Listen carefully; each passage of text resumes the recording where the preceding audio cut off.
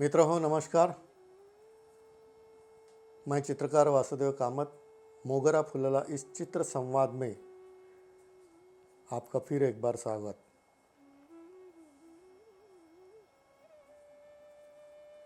आप जानते हैं, हर समय मैं बताता हूँ कि बहुत से ऐसे चित्र मालिका जो मैंने बनाई वो हर समय किसी एक विषय को लेकर उस विषय के अंतर्गत मेरा जो कुछ निरीक्षण होता है, चिंतन होता है, कुछ पढ़ता हूँ, कभी कभी कुछ अनुभूति करता हूँ और उसके अनुसार मैं चित्र बनाता हूँ। प्रदर्शनी के लिए कला दालन में जो भी चित्र बनाए जाते हैं, लगाए जाते हैं, उसमें कुछ मर्यादा होती है। 25-30 से ज़्यादा संख्या होती नहीं मेरी। लेकिन कोई सीरीज जब मैं बनाता हूँ, जब चित्रों की मालिका बनती है, उस विषय की मर्यादा उस प्रदर्शनी के अनुसार ही संख्या मर्यादा नहीं होती, क्योंकि उस विषय पर जितना भी चिंतन होता है वो अविरत चालू रहता है और इस कारण प्रदर्शनी के पश्चात भी उस मालिका में और भी चित्र बनते ही हैं। मैंने कुछ साल पहले मदर एंड चाइल्ड इस विषय के ऊपर कुछ चित्र बनाए थे, उसकी प्रदर्शनी की थी। और 2006 में मैंने गजराज मतलब हाथी के ऊपर जो भी मेरे चिंतन या विषय हैं उसके अनुसार चित्र मालिका बनाई थी। कभी कभी कुछ विषय ऐसे आते हैं कि दो मालिकाओं को एक करके एक नया चित्र भी बनता है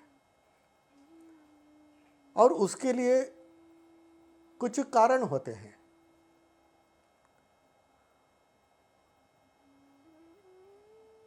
मेरी पत्नी गृहिणी, उन्होंने मुझे बताया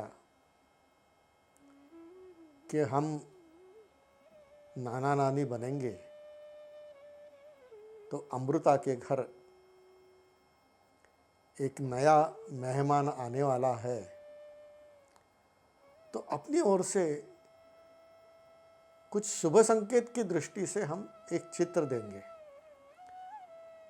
तो वो चित्र आप बनाइए। अभी वो चित्र क्या बनाऊं, इसलिए मैं सोच रहा था, तो मुझे याद आया कि मदर एंड चाइल्ड के ऊपर हमने चित्र बनाए थे, वैसा ही कुछ बनाएंगे। लेकिन वो सीरीज तो बहुत पहले बनी थी और उसके पश्चात 2006 में गजराज के ऊपर मैंने मालिका बनाई। तो इस बार इस हेतु से जो गृहिणी ने इच्छा प्रकट की है, तो मदर एंड चाइल्ड तो करेंगे, लेकिन गजराज के मालिका को मध्य नजर रखते हुए एक नया विषय बनाएंगे। अभी नया मेहमान तो आने वाला है, वो लड़की होगी लड़का होगा पता नहीं है, तो चित्र भी ऐसा होना चाहिए कि उसमें कुछ एक निश्चित ही प्रकट करने वाला ऐसा चित्र हो। तो सहज मेरे मन में विचार आया कि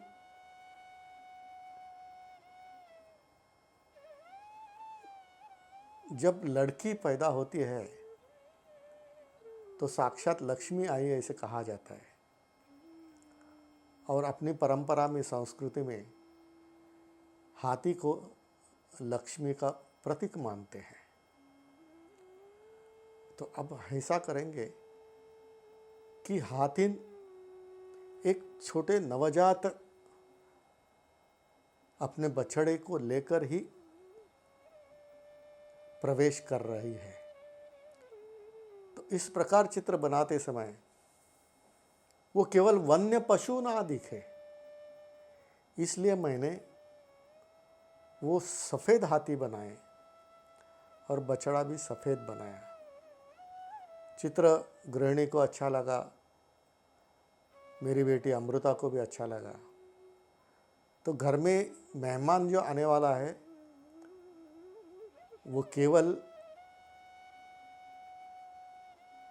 एक नए बच्चे का जन्म ही नहीं, एक सौभाग्य क्षण है।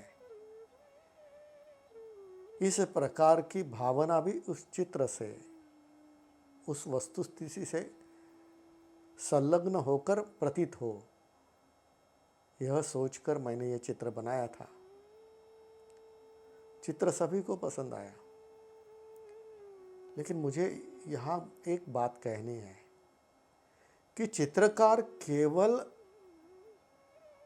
अपने समाधान के लिए, केवल अपना विचार वैयक्तिक प्रकट करने के लिए निर्हेतुक चित्र बनाए, यह आवश्यक नहीं है।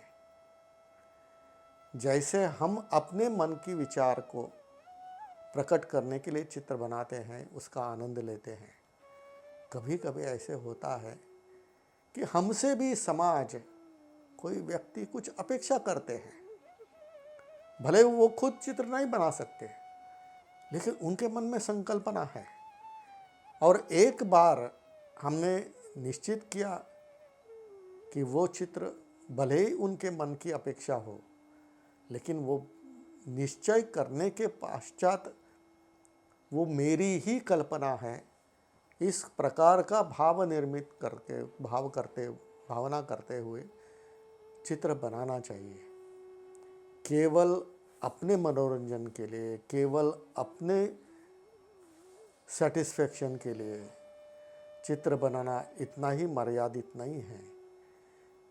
एक सामाजिक बंधुत्व भाव, वो जिम्मेदारी, दायित्व, इसको ध्यान में रखते हुए किसी और के मन की कल्पना को भी स्वीकृत करते हुए उनको संतोष देने के लिए चित्र निर्मित करना, कलाकृति निर्माण करना भी अपना कर्तव्य होता है। लेकिन पहली उत्तम चित्र की पहचान यही होती है कि वो संकल्प चित्र भी पहले हमें आनंद दे और फिर दूसरे को भी आनंद दे। इस प्रकार कुछ चित्र जिसको हम प्रोफेशनल पेंटिंग या प्रोफेशनल आर्ट वर्क बोलते हैं या कमीशन वर्क बोलते हैं, वो मैं किस प्रकार से करता हूँ, ऐसे ही कुछ चित्रों के साथ मैं फिर आपके साथ सम्मुख उपस्थित रहूँगा। धन्यवाद।